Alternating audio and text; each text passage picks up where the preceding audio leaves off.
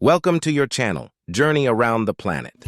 The establishment of the State of Israel and its declaration, as it unfolded, contradicts fundamental principles, laws, international norms, and customs. This is particularly evident in the violent and terrorist methods employed by the occupying entity to seize control of Palestinian land. Such actions are incompatible with international law, which does not recognize the legitimacy of aggression. The United Nations Charter expressly prohibits and obliges member states to reject and actively work towards the removal of entities founded on illegitimacy. It is noteworthy that Israel's admission to the United Nations was achieved through a carefully orchestrated deception. On May 11, 1949, the General Assembly issued a conditional resolution accepting Israel, contingent upon its compliance with the resolutions of partition and the repatriation of refugees. Israel's acceptance was directly tied to the obligation to implement these resolutions. In addition to evading the implementation of these resolutions, Israel had previously assassinated the United Nations envoy to occupied Palestine in 1948, Count Folke Bernadotte. He fell victim to an armed ambush with 3 Jewish terrorists, Yehoshua Cohen, Menachem Begin, and Yitzhak Shamir, opening fire on his car. The latter two later assumed leadership roles in the Israeli government. The Zionist Stern Gang claimed responsibility for the terrorist act in response to the international mediator's refusal to align with Zionist demands. A report commissioned by the Secretary General of the United Nations strongly contradicted Israel's stance.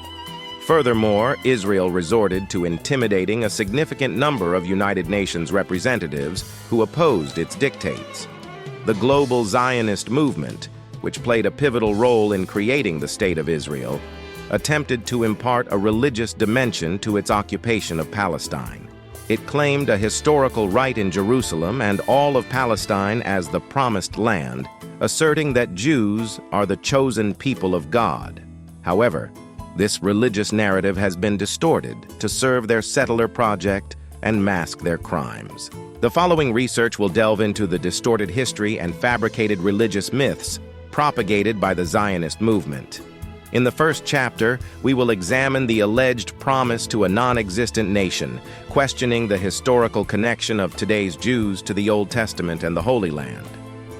The overarching aim is to address these questions and scrutinize the credibility of the claims made by the Zionist movement. Throughout history, the Jews had a legitimate state, as understood conventionally, only during the era of King Solomon. Following the Babylonian attack on the Kingdom of Judah in 587 BCE, which led to the exile of its people to Babylon, the Jews encountered repeated failures in establishing a state. Consequently, they faced new dispersals and became a homeless community worldwide. In Babylon, their leaders introduced the concept of the promise and cultivated the myth of being the chosen people of God to preserve the unity and racial purity of their community and instill confidence in themselves. While the Jews sought to justify their historical connection to Jerusalem through narratives of exile and displacement, Zionist discussions contradicted this claim. The founder of the Zionist movement, Theodor Herzl, contemplated alternative Jewish homelands, such as Argentina, Mozambique, or Uganda.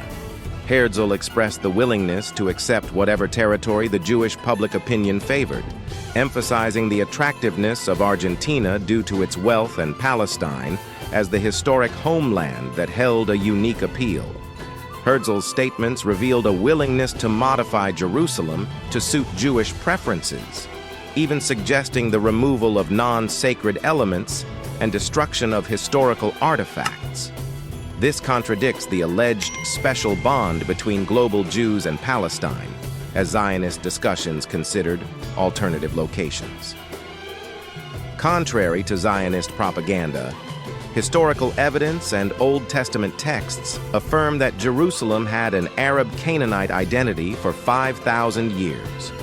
It remained under Jebusite control for over 2,000 years before Moses' time, After the Jews entered, the city's inhabitants continued to reside there, with Jews being a minority and eventually being exiled to Babylon. The people of Jerusalem regained control and independence after the Babylonian exile. If you found this exploration insightful, don't forget to like, subscribe, and share. Your support helps bring attention to critical perspectives. Share your thoughts in the comments below, and let's engage in a meaningful conversation.